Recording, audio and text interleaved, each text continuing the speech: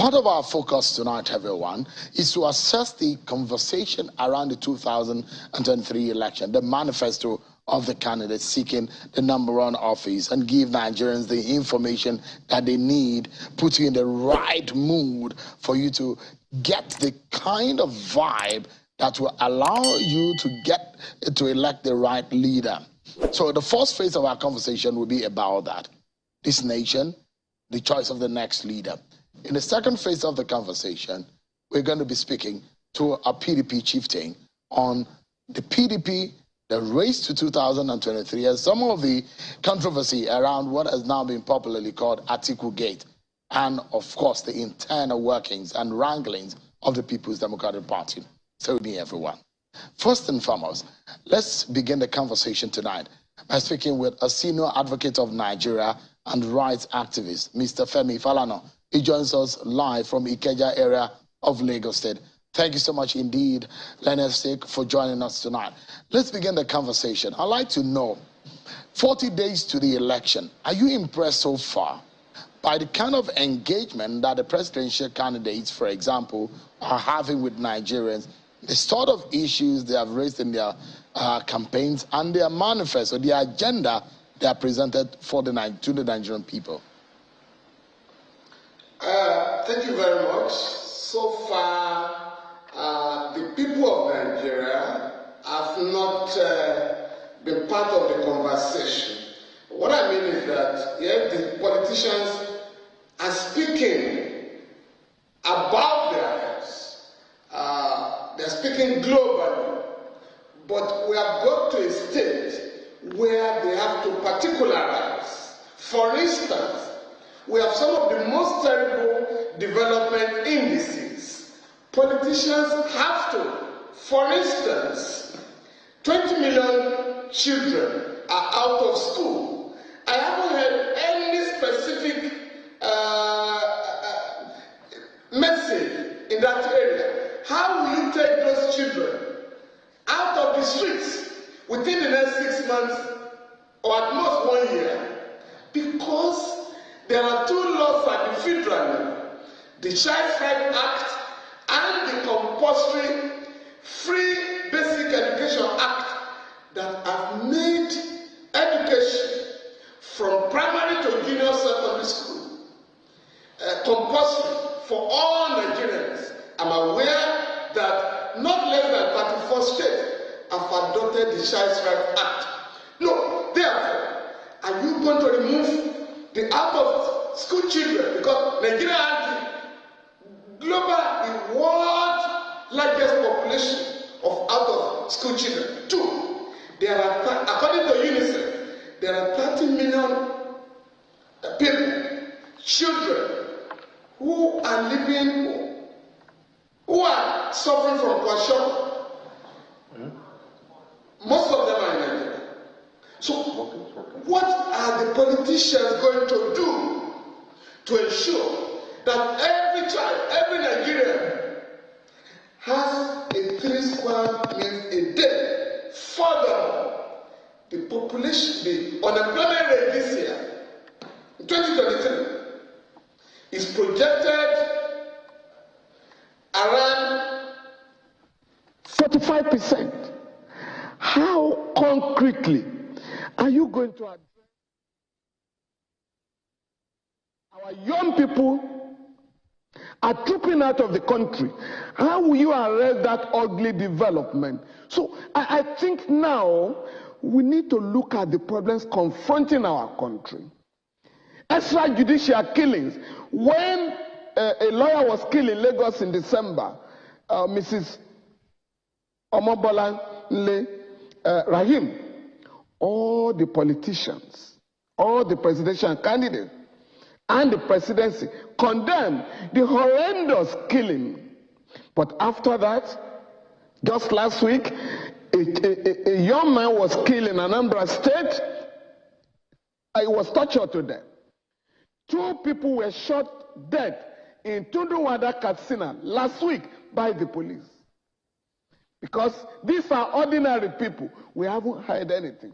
So it was good to condemn the brutal killing of Mrs. Rahim. But no presidential candidate has said that if I win the election, extrajudicial killing will be a thing of the past. How are you going to do that? Now, people want to have access to affordable health. We are having what you call medical tourism. How many politicians have you heard the presidential candidates saying in the next 3 or 6 months, we are going to develop at least one hospital in each of the geopolitical zone to international standard so that nobody will go out of this country for medical treatment. Some have said, oh, when we get to power, there will be no more strike. How? ASuu is asking for 1.3 trillion naira to rehabilitate the universities that are in a comatose state. How are you going to provide the funding? And let nobody say there is no money. Because the Central Bank of Nigeria, at the instance of the federal government, spent 1.3 trillion naira to revitalize Polaris Bank. And what has happened? That same bank has been sold for 50 billion naira. So we have money in the country. I've also heard some of the candidates say, oh, when we get to power, our first day, we are going to cancel fuel subsidy. That is what IMF and World Bank wants to hear. It's not what Nigerians want to hear. How will you stop that? What will be the replacement? This regime in 2020 announced that we're going to migrate from PMS to CNG, and that CNG vehicles that are powered to run on gas will only pay 95 to 97 naira per liter, and 250 billion naira was earmarked by the government for the conversion of vehicles from PMS to CNG. What has happened with that fund? So when you say we are going to cancel fuel subsidy, what will be the replacement? In Cote d'Ivoire here, without oil, not less than 10,000 vehicles are currently on CNG. In Nigeria, an oil-producing country, not less than 75,000 vehicles are on CNG. So concretely, the politicians should now speak to the people and not simply make gargantuan promises that cannot be actualized. One thing, I mean, you touched on something that is very, that is worrying when you talked about fuel subsidy. And it just reminds me, as I drive towards the office this evening, I see again fuel queues. It's almost a year now in the nation's capital that we've been seeing this kind of fuel queues. And in Lagos also, and in fact in other big cities in Nigeria, this is the situation. In fact, I understand the fuel is being sold for about 250 naira per liter in some parts of the country. This sort of situation brings to mind when you are going to an election on the kind of conversation that you have mentioned that the politicians need to be subjected to, and the kind of answers Nigerians should be expecting from them. What do you make of this scenario, Mr. Falana? No, you know, I am saying that the government is making Nigerians to go through excruciating economic pain without any basis. I've just told you the alternative we sold to the government that was accepted in 2020 and announced with fanfare. We are going to transit from PMS to CNG, which is what most countries are doing now. And a colossal sum of 250 billion naira was set aside for vehicles to convert. What has happened with that fund? We should be asking the politicians, but everybody is saying, oh, when we get to power, we're going to stop fuel queues. How? We should now concretize your promises. Let us know what you want to do in concrete terms. Now, going again to the reckless violations of the rights of our people, the law says Administration of Criminal Justice Act, and the Police Establishment Act 2020. That when a Nigerian is arrested, on getting to the police station, the family members will be contacted. If you do not have a lawyer, the police will contact the Legal Aid Council or the National Human Rights Commission to give you a lawyer. At the police station, you are not bound to make a statement unless you have contacted your lawyer. Once a month, the chief magistrate in a magistrate district shall visit all the police stations with a view to ensuring that no Nigerian is detained illegally. But today, politicians are aware that Nigerians are arrested and detained daily, and they are compelled. Money is extorted from them in order for them to secure bail. These are the basic rights of our people that have been guaranteed by the Constitution, that have been protected by the Administration of Criminal Justice Act and the Police Act. But no politician, including those who have been regularly arrested and detained and charged, none of them is speaking to these provisions of our law. So this is why we are worried. And I challenge journalists. Look at it this way again. Character and capacity is very crucial, Mr. Falana, for the person who becomes Nigeria's next president. What choice do you think Nigerians are presented with the 18 candidates that we have on the ballot? You see, one of the major problems confronting the country is lack of accountability. I don't care. I'm not going to discuss personalities, but there are issues on ground. Who amongst them will address these issues? And we must compel them. We must not allow escapist campaign. We must get each of the politicians. How are you going to protect the rights of our people that are being violated so routinely? How are you going to address field queues all over the place? How are you going to address job unemployment? So we must ask them one by one, how will you remove 20 million children off the street? Because there are African countries like Rwanda today, where primary school children are learning how to use a computer, and you want to compete with them. So for me, these are the issues. I believe that the capacity of each of the candidates, the capability of each of the candidates will be determined by their readiness to address concrete issues, concrete problems confronting the Nigerian people. But when you allow people to have rallies and they are simply dancing, and at the end of the dancing, you speak to the people, or those who are gathered there, in some Falutian tones. No, let us now ask concrete questions. Those who have represented us in the parliament in the last 4, 8, or 24 years, we must now ask them, what laws, what bills have you sponsored to advance the rights of the people, to address the problems of poverty in the midst of plenty? For me, these are the issues now. All right.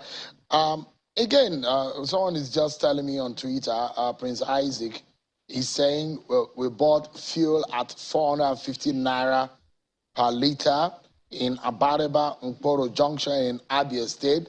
Black market, 500 naira per liter. This is some of the scenario and situation playing out as against the official pump price.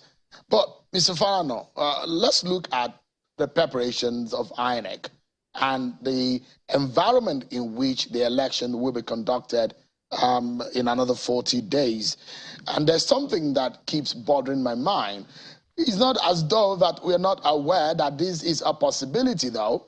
But when Chief Afe Babalola said, no matter how great the preparations of INEC could be, or how determined Nigerians could be going into this election, he said there is still a very strong possibility that the candidate with the deepest pocket will carry the day, meaning that money might have his way. Money will dictate who becomes the next president of Nigeria. Vote buying might be the order of the day. Are we not in trouble if Beavers is said to be a solution, the technology to fixing irregularities in our election? But what as a possibility for politicians to find their way around the election is the issue of money and vote buying. What are your views on how we can arrest this situation? Well, with profound respect to Chief Femi Falana, SAN, as far as I'm concerned, the ball is in the court of INEC and the government. The law is very clear on the legality of inducement of voters. But what you have witnessed in the country is the grand arrogance of politicians to compel voters, because they have weaponized poverty, to sell their votes at as low as 2,000 naira.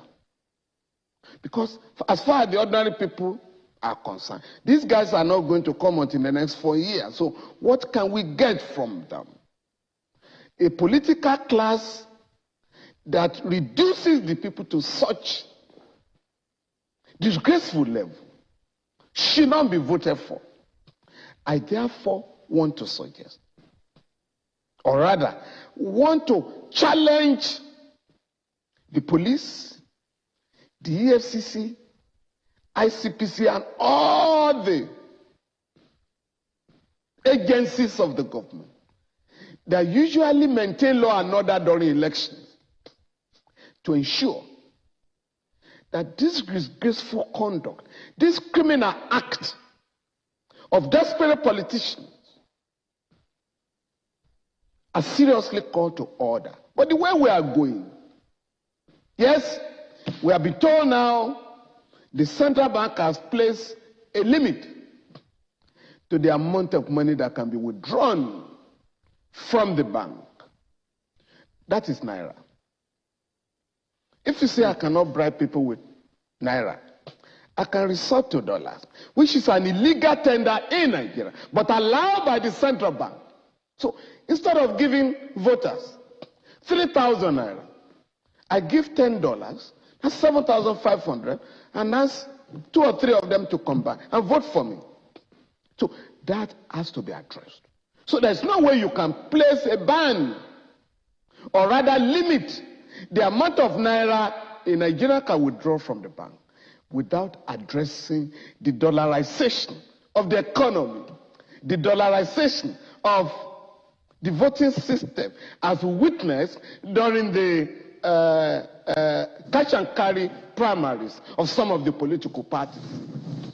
So I believe that if the government is decided, if the government is determined to ensure that votes are not sold or purchased, the government has the capacity, the instrumentality to stop the disgrace. Now, there is, since you mentioned the issue of the CBN, it just reminded me of the central bank governor, Mr. Godwin Emefiele. There's news going around that he probably had returned to the country. The story is about reports of him not being well and had traveled. In fact, there was a communication to the National Assembly when a senior official of the central bank appeared before the lawmakers that the central bank governor had traveled out of the country based on medical situation or scenario. But what do you make of that controversy, Mr. Falana, that the issues relating to some security agencies haunting him, and there are now lawyers who have gone to court to stop security agencies from arresting him? What kind of scenario or situation do you think is playing out here? Well, I can say without any fear of contradiction that Mr. Godwin Emefiele is not in Nigeria. He hasn't returned to the country because he's been quietly declared wanted by the State Security Service. Again, this can only happen in a banana republic, where the governor of the central bank of a country will be accused of a grave offense of terrorism financing. The details are not stipulated. The details are not outlined. And these guys play on our collective intelligence because they know that we are very forgetful. In 2014, his immediate predecessor, the former emir of Kano, Haji Sanusi Lamido Sanusi, was equally accused of terrorism financing.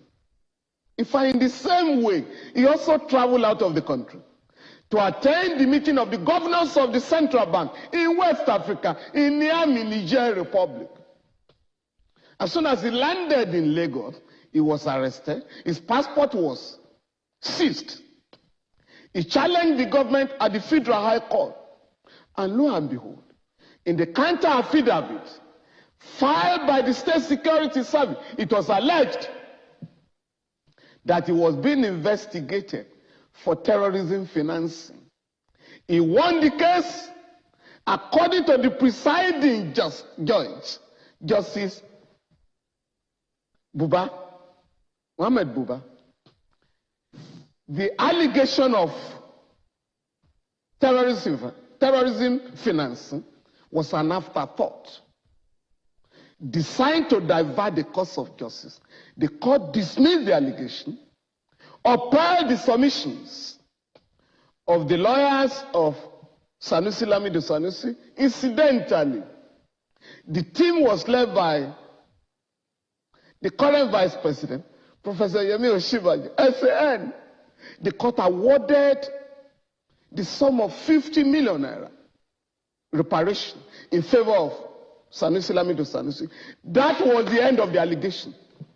So you can't raise such serious allegation against the governor of a central bank, and at the end of his removal or forced exit, you then pretend as if nothing has happened.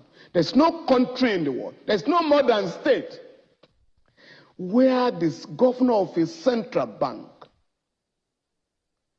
will be sent packing so ingloriously, chased out of the country. As the government considered the enormous implications of the effect of a wanted governor of the central bank on the economy, that is not to say. And I think the Federal High Court made the point in the case filed by the SSS against Mr. Godwin Emefiele, why the court struck out the case. That you can't ask me to give you an order to arrest a citizen. If you have your evidence that he has committed the offense alleged, please, you don't need a court order to arrest him. And that is the law. And by the way, no court in Nigeria or anywhere has the power to confer immunity on any citizen that has not been sold, taken out of temporarily. If you are not one of the 74 people who are entitled to immunity in Nigeria, and that is the president, the vice president, the governors and deputy governor, no other person can enjoy immunity. No. So you can't say don't arrest a citizen if there is reasonable suspicion that he has committed an offense. So I expect the State Security Service to come out with the allegations. And if Mr. Emefiele is not going to return to the country, file a charge in the Federal High Court, so that he can get his lawyers, he can prepare his defense. But a government must not engage in cheap blackmail. And Seun, I can tell you, I'm completely flabbergasted that the president of our country has not intervened either to call the state security service to order or to order Mr. Emefiele to return to the country or be fired. But we can't go on like this as if we're operating in a banana republic. It's so embarrassing. Because I hope these guys are aware that Nigeria houses the largest concentration of black people on earth. We must be much more serious. So much is expected of us in terms of the leadership of the continent, in terms of the leadership of the region. Well, there are several, in the light of allegations coming from a lawmaker from Jigawa State, Honorable Kazaure, there are a series of allegations, the issue of stamp duty. I mean, it's just so much allegations that can go around the room. But on a final note, Mr. Falana, there seems to be some worry here about how we need to go, especially when it relates to the CBN, its policies, the allegations, the controversy. If you were the president, what would you do? I would take control of the country. I will take charge of the country and assure Nigerians that their security is assured. Not just verbal promise or assurance. I will also ensure that in the next 10 days,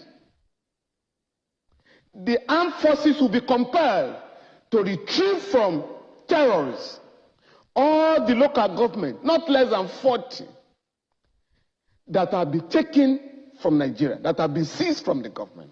I will also ensure that INEC is giving all the enabling powers and resources to conduct credible elections. And of course, the ruling party, the president as the leader of the ruling party, must ensure that electoral offenses are not committed. Because why are we in trouble? Whereas the Senate passed a bill last year, July 2021, for the setting up of Electoral Offenses Tribunal, Electoral Offenses Commission. The House of Reps has refused, up to now, to pass the bill so that the president can assent to it. And a tribunal is set up to try all electoral offenders. But the president must, as the leader of the ruling party, get the House of Reps, headed by an APC member, to pass the bill, if possible, tomorrow. All right. Thank you so much, Lionel Sik, Mr. Femi Falana, rights activist and senior advocate of Nigeria. Thank you so much indeed for the thoughts that you have shared with us tonight. Thank you very much. My pleasure. Appreciate it.